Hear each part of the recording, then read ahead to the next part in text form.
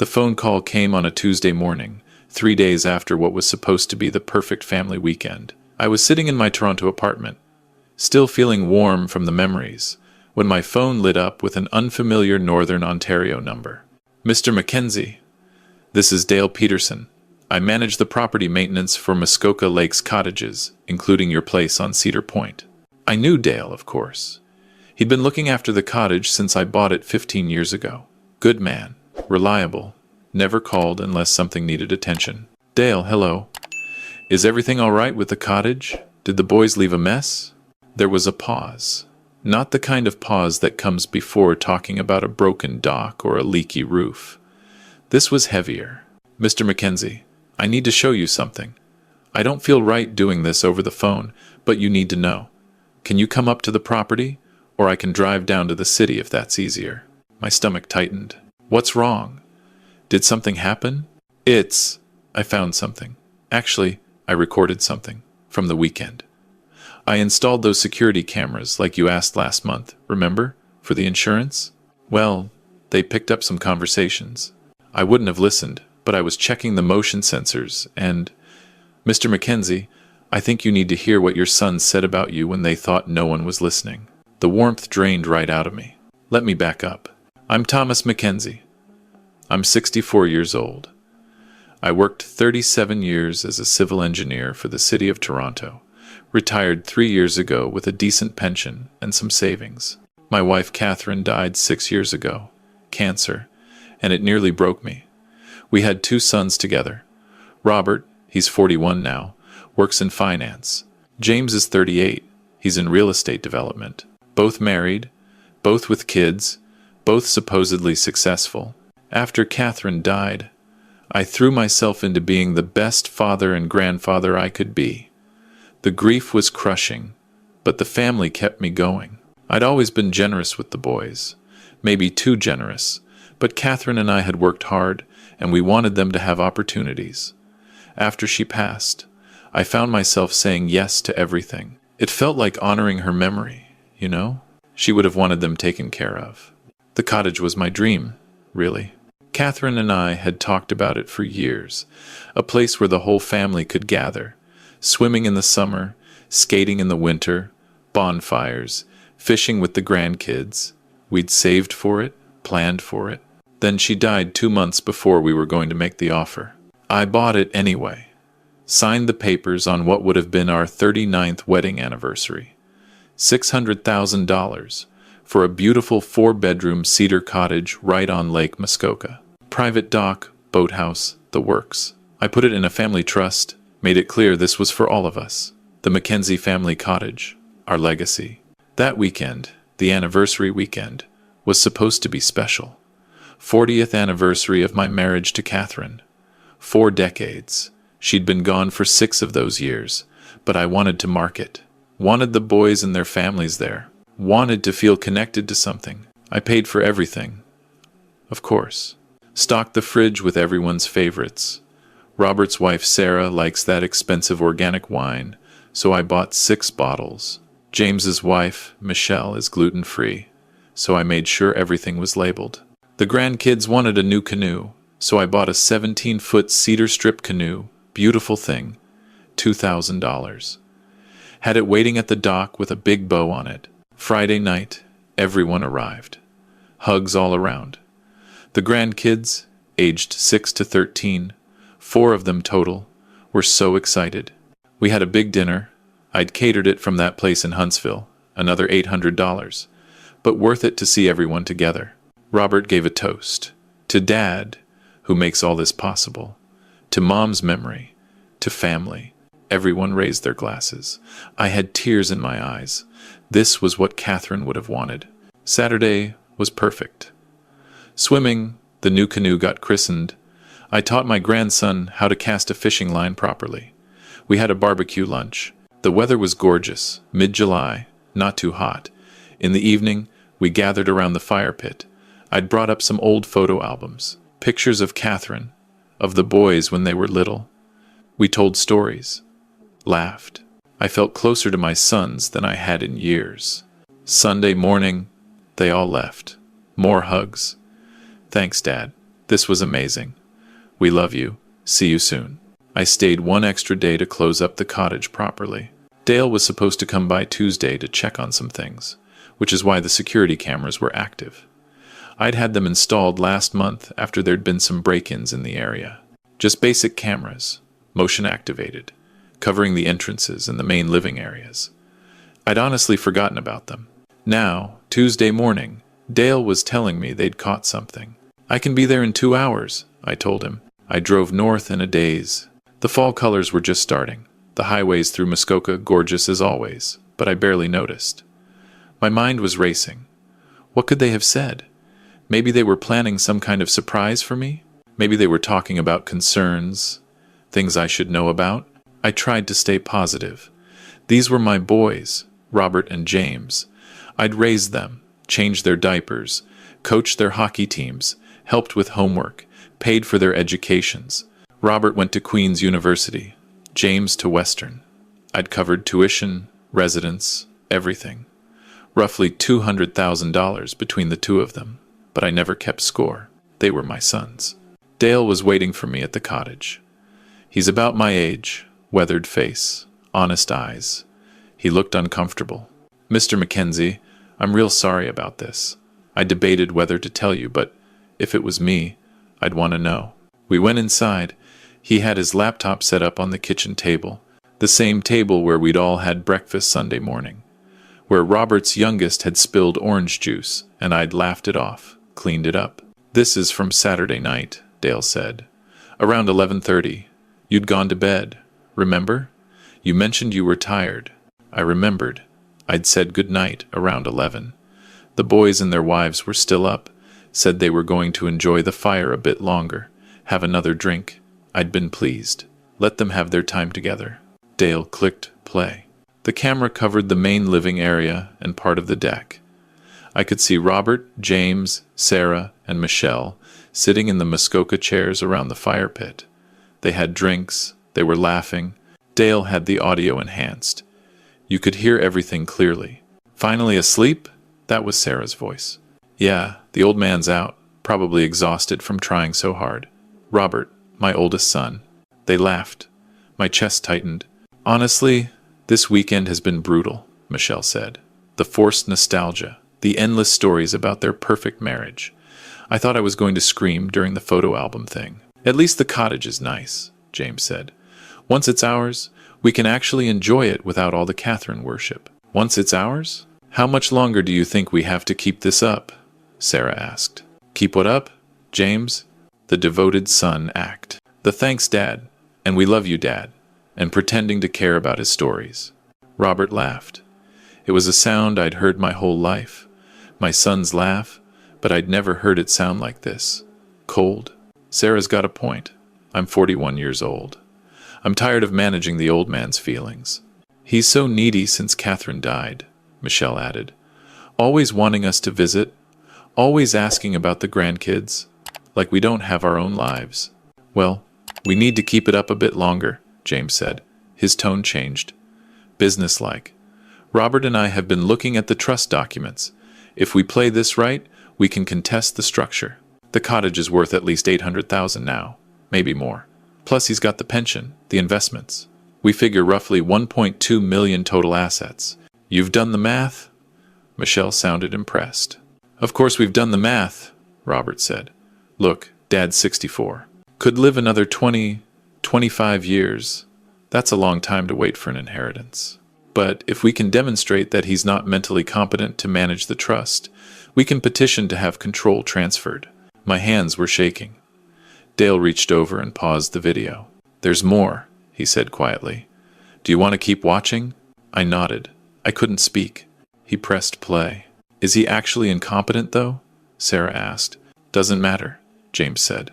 What matters is the appearance. We've been documenting things. The forgetfulness, the emotional instability, the poor financial decisions. Like spending $2,000 on a canoe? Michelle laughed. Exactly like that. Who needs a 17-foot cedar strip canoe? It's financially irresponsible. We've got photos of the receipt. We're building a case. What about the sister? Sarah asked. Won't Janet contest anything we try? My sister Janet, who lived in Vancouver, who Robert and James barely spoke to anymore. Janet's 3,000 kilometers away, Robert said. And she's never liked us anyway. She won't be a problem. So what's the timeline? Michelle asked. We give it another 6 months, James said. Keep up the dutiful son routine. More family dinners, more cottage weekends. We document everything. Every time he forgets something, every emotional moment, every questionable spending choice. Then we approach him about maybe signing over power of attorney, for his own good, for when he gets older. If he agrees, perfect. If he doesn't, we have the documentation to go legal. And then, Sarah. And then we sell the cottage, move him into a nice retirement home, take control of the assets. He'll be taken care of. We'll finally get what we've been waiting for, and we won't have to pretend anymore. Robert raised his glass. To 6 more months of the Good Son Act. They all clinked glasses, all 4 of them, laughing. The video continued for another few minutes. They talked about which retirement homes were cheapest. They talked about how much they could get for the cottage if they sold it quickly versus if they waited for the right buyer. They talked about splitting everything 50-50, Robert and James. The wives were joking about what they'd do with their share. At one point, James said, "You know what the best part is? He thinks we actually enjoyed this weekend. He thinks we love spending time with him. He has no idea we're counting down the hours until we can leave." Michelle. The look on his face during dinner when Robert made that toast. I almost felt bad. Almost. More laughter. Finally, the video ended. They'd eventually gone to bed. The next morning, they'd all gotten up, had breakfast with me, hugged me goodbye, thanked me for a wonderful weekend. I sat there in my cottage, the cottage I'd bought for our family legacy, and I couldn't breathe. Dale gave me some space. Went outside. I could see him through the window, standing by the dock, hands in his pockets. Everything was recontextualizing. Every interaction from the past 6 years since Catherine died. Every family dinner where they'd seemed distracted. Every time I'd invited them over and they'd had excuses. Every birthday gift I'd given that had been received with a polite "thanks, Dad," and nothing more. Every financial help I'd offered that had been accepted without question. The $75,000 I'd given Robert for his house down payment 3 years ago. The $50,000 I'd lent James for his business expansion last year, which he still hadn't paid back. The endless smaller things. Groceries, gas money, hockey fees for the grandkids, dance classes, summer camps. Always happy to help. Always saying yes. I'd thought they were struggling, trying to build their lives. I'd thought I was being a good father. But they made good money. Robert was a senior financial analyst. James owned 3 rental properties. They didn't need my help. They were just taking it because I offered, because it was easier than using their own money. And they were planning to take everything else too. I pulled out my phone with shaking hands and called my sister. "Tommy," Janet answered. She was the only one who still called me that. "What's wrong? You sound terrible." I told her everything. She listened, and when I finished, there was a long silence. "Tommy, I tried to tell you. 2 years ago, remember? At Christmas?" I did remember. Vaguely. She'd pulled me aside, said something about the boys seeming distant, not as engaged. I'd brushed it off. Told her she was reading too much into it. They were busy with their own lives. "I should have been more direct," Janet said. "But you were so happy to have them around. After Catherine, you needed family. I didn't want to hurt you." "What did you see that I didn't?" "The way they talked about you when you weren't around. Nothing specific, just the tone. Like you were a chore, an obligation, and the way they always had their hands out. Robert called me once, tried to get me to convince you to loan him money for an investment. When I asked why he needed you to fund it if it was so good, he got angry. I felt sick. What do I do, Janet? You protect yourself. These aren't the boys you raised, Tommy. I don't know what happened to them, but they're not acting like your sons anymore. They're acting like vultures." After we hung up, I sat there for a long time. Dale came back in, made coffee without asking, sat across from me.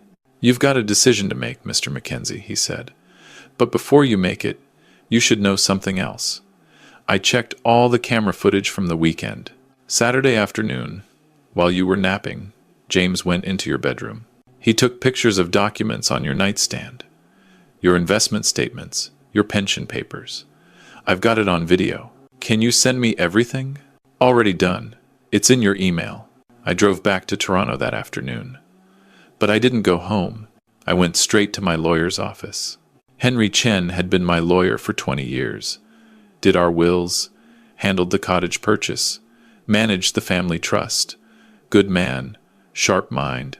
I called from the car, told him it was urgent. He cleared his schedule. I sat in his office and showed him everything.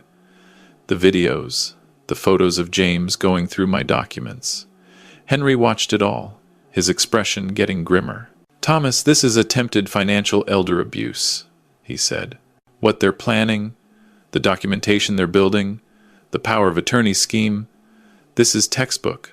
I've seen it before. What do I do? First, we protect your assets. Immediately. Then we make very sure they can never do what they're planning." Over the next week, Henry and I worked methodically. I took the week off from my volunteer work at the library, canceled my regular Tuesday golf game. Nobody knew what I was doing. Not the boys, not anyone. Here's what we did. First, changed all my passwords. Bank accounts, investment accounts, email, everything. I'd shared some passwords with the boys for emergencies. No more. Second, I had Henry review every account. Robert was listed as a joint account holder on one of my savings accounts. Something I'd set up years ago, back when he was in university, for easy money transfers. He never took his name off. That account had $60,000 in it. We opened a new account, transferred everything, closed the old one. Third, we reviewed the family trust that held the cottage. Henry found a clause that allowed the trustee, that's me, to modify the beneficiary structure under certain circumstances. We modified it. The cottage would now go to my sister Janet and her kids, my nephews. Robert and James were removed entirely. Fourth, I changed my will. I'd had the boys as executors, 50-50 beneficiaries of everything. New will. Janet as executor. My estate split between Janet's family and several charities. The boys would each get $10,000. That's it. Henry called it enough that they can't contest on grounds of being forgotten. Not enough to matter. Fifth, we prepared a comprehensive document outlining what I'd discovered, with all the evidence. Videos, photos, timeline of financial requests over the years. We had it notarized. Sixth, I had the locks changed on my apartment. The boys had keys. Not anymore. Finally, I did something Henry suggested that felt paranoid, but turned out to be smart. I installed a small recording app on my phone. Every call would now be automatically recorded and backed up to a secure cloud. Everything documented from here on out.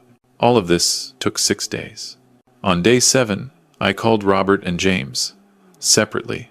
"Hey, Dad," Robert sounded cheerful. "How are you? We've been meaning to call. The weekend was so great. I need to talk to you both. Can you come to my apartment tomorrow night? 6 o'clock. It's important. Is everything okay? We'll talk tomorrow." I could hear the concern in his voice. Probably thought I was going to tell them I was sick, maybe adjust my will in their favor even more. "Of course, Dad. We'll be there." James had the same reaction. Concerned, accommodating. "Whatever you need, Dad." They arrived separately the next evening. Robert first, then James 15 minutes later. Both came with their wives. I hadn't expected that, but it made sense. They probably wanted witnesses to whatever I was about to say. I had the video ready on my laptop. Henry had advised against having him there. Said it might seem too aggressive, might make them lawyer up before I'd said what I needed to say. But he was on standby. One phone call away. We sat in my living room. The same room where we'd celebrated Christmases, birthdays, where I'd babysat grandkids. The boys sat on the couch, wives on either side. They looked at me expectantly. Good sons, concerned, caring. "Dad, what's going on?" Robert asked. "You sounded stressed on the phone." I opened my laptop, turned it so they could see the screen. "I want to show you something," I said, "from the cottage. Last weekend." I pressed play. I watched their faces as they watched themselves, the confusion first, then recognition, then the blood draining away. Sarah's hand went to her mouth. Michelle looked at James, panicked. I let the whole thing play. 11 minutes of them planning to declare me incompetent, take my assets, put me in the cheapest retirement home they could find. When it ended, the silence was deafening. Dad, Robert started. I'm not finished, I said. I showed them the photos of James in my bedroom, going through my documents. Showed them the timeline Henry and I had prepared of every financial request over the past 6 years. Showed them the math. Roughly $350,000 I'd given or lent them. Money they'd never needed. Money they'd taken because they could. Dad, let me explain James now. No, I said. My voice was steady, calmer than I felt. You don't get to explain. I get to talk. You're going to listen. Robert stood up. This is a violation of privacy. You recorded us without consent. I didn't record anything. The security cameras at the cottage are clearly posted. You consented when you stayed there. You're taking this out of context, Sarah said. We were drunk. We were joking. Were you joking about documenting my forgetfulness? About building a case? About the timeline being 6 months? Michelle started crying. Real or fake? I couldn't tell anymore. Here's what's going to happen, I continued. I've changed my will. I've modified the cottage trust. I've secured all my accounts. You're not getting power of attorney. You're not getting early access to anything. And you're certainly not putting me in a home so you can spend my money. You can't cut us out. James was on his feet now. We're your sons. Are you? I looked at him. Because sons love their fathers. Sons don't plot against them. Sons don't pretend affection while counting down the hours until they can leave. Dad, please. Robert tried a different tack. You're upset. I get it. But we can explain. We were frustrated. We said things we didn't mean. You meant every word, I said. I've had a week to process this. A week to remember every interaction we've had since your mother died. And you know what I realized? You were never there for me. You were there for what I could give you. The money, the cottage, the help. But me, Thomas Mackenzie, your father, you haven't cared about me in years, maybe longer. That's not true. Robert was desperate now. I pulled out a piece of paper. This is a transcript of a call you made to your Aunt Janet 2 years ago. She kept it. You tried to get her to convince me to invest in your scheme. When she refused, you called me a stubborn old man who didn't understand modern finance. Do you remember that? His face went white. And James, do you remember last year when I was in the hospital with pneumonia? I was there for 4 days. You visited once, for 20 minutes. You spent 15 of those minutes asking if I'd updated my will recently. I thought you were worried about me. You were worried about your inheritance. Dad, I paid for your educations, both of you, $200,000. I never asked for a penny back. I helped with your houses, your businesses, your kids. I gave you the cottage, thinking it would be a legacy, a place for family, and you were planning to sell it, to put me away, to take everything. Michelle was sobbing now. Mr. Mackenzie, please, we have children. We have bills. You need nothing from me. I cut her off. You both make 6-figure incomes. Your husbands make excellent money. You don't need mine. You just want it. I stood up, went to the door, opened it. I want you to leave. All of you. Don't call me. Don't visit. Don't send the grandkids over thinking that'll change my mind. I've made my decision. You'll regret this, James said. There it was. The real him. Not sad. Angry. Entitled. The only thing I regret is taking 6 years to see who you really are. We'll contest everything, Robert threatened. The will, the trust, all of it. You're welcome to try. My lawyer assures me you'll lose. I'm mentally competent. I have documentation of your scheme, and I have witnesses. But go ahead. Spend your money on lawyers. It'll be less for me to worry about you wasting. They left. The door closed. I stood there, shaking. My sons were gone. The next few months were hard. I won't pretend they weren't. I grieved.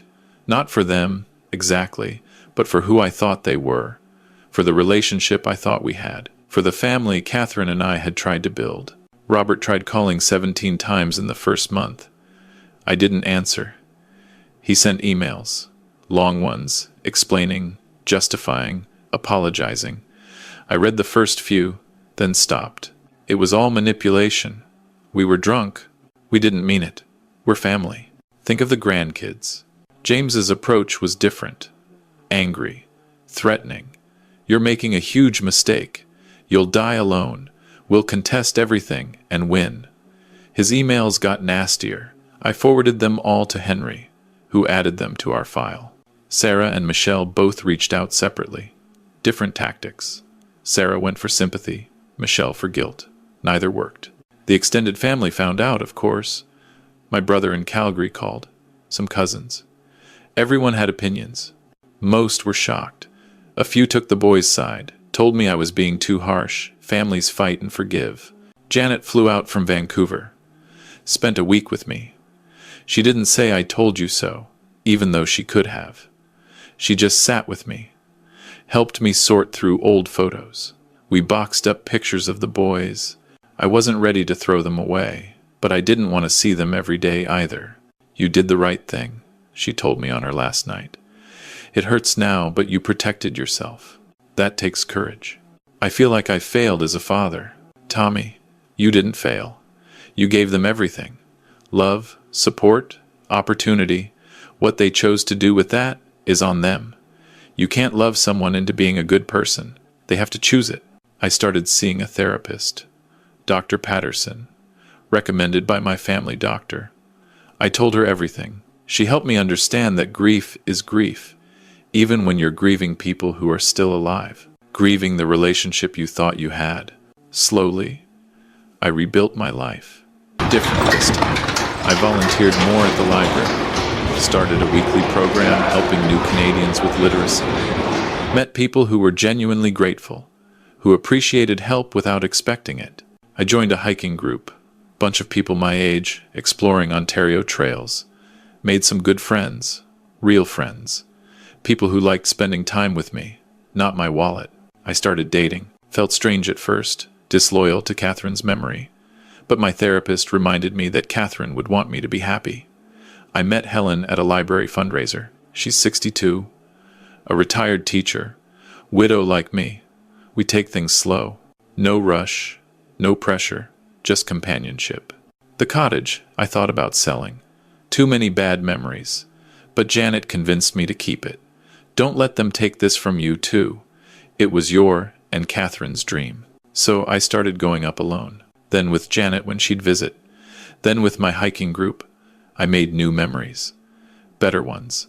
The place started feeling like mine again, not theirs. I found out through mutual friends that Robert and James did try to contest the will and trust. Exactly as Henry predicted, they lost.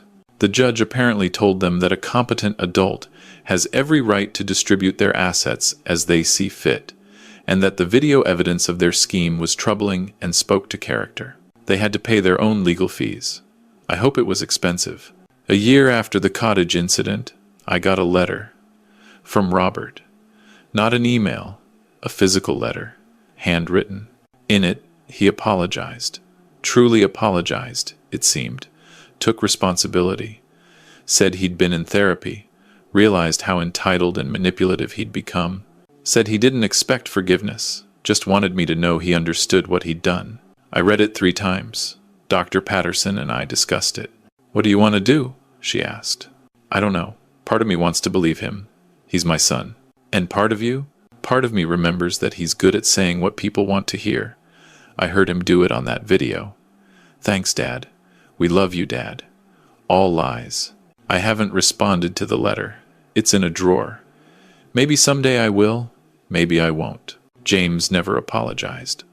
Last I heard, his real estate business was struggling. Part of me feels bad. Mostly, I feel nothing. I'm 65 now. Retired for 4 years. My life is full in ways it wasn't before. Smaller, maybe. But real. The people in my life now, they're there because they want to be, not because they're waiting for me to die. I spend my money on things that make me happy. Trips with Helen, donations to causes I care about, new books, good coffee. I bought myself a beautiful acoustic guitar, always wanted to learn. taking lessons from a young woman at the music store. She's patient and kind and has no idea who my sons are or how much money I have. The grandkids, I think about them sometimes. They didn't do anything wrong. They're just kids, but I can't separate them from their parents, and their parents poisoned that well. Maybe when they're older, adults, they'll seek me out. Or maybe not. I've made peace with either outcome. People ask if I'm lonely. I'm not. I'm alone sometimes, yes. But alone isn't lonely. Lonely is being surrounded by people who pretend to love you while planning to rob you. Alone is peaceful. I go to the cottage most weekends now. Sit on the dock with my coffee. Watch the sunrise. Sometimes I talk to Catherine. Tell her what happened. Imagine what she'd say. I think she'd be heartbroken about the boys, but proud that I stood up for myself. Last month, I met Dale for breakfast in Huntsville. Thanked him again for telling me the truth. You did me a favor, I told him. Saved my life, probably. How do you figure? They were planning to put me away, take control. At best, I'd have ended up in some cheap facility, watching my money disappear while they spent it. At worst, I shrugged. Dale nodded. For what it's worth, Mr. Mackenzie, you seem happier now than you did before. That weekend, even when you were smiling, you seemed like you were trying so hard. Now you just seem at ease. He was right. I am at ease. I don't have my sons. I don't have my grandchildren, but I have my dignity. I have my assets secured for causes and people who'll appreciate them. I have real friends, a good woman in my life, purpose in my volunteer work, and I have the cottage, my and Catherine's dream. Some Saturday mornings, I take the new canoe out, the one the boys mocked. I paddle around the lake in the early light, mist rising off the water. Those are sacred moments. Just me and the memory of what Catherine and I wanted to build. We wanted to build family. Turned out, family isn't always blood. The real family I have now, the people who check on me because they care, who invite me places because they enjoy my company, who don't see dollar signs when they look at me. These are the people worth living for. I'm 65. I might have 20 good years left, maybe 25. I'm not spending them being managed, manipulated, and marked for disposal. That video Dale showed me, those 11 minutes, they were the worst and best thing that ever happened to me. Worst because they showed me the truth about my sons. Best because they freed me from a lie. I'm free now, really free. And you know what? Freedom feels a lot like peace.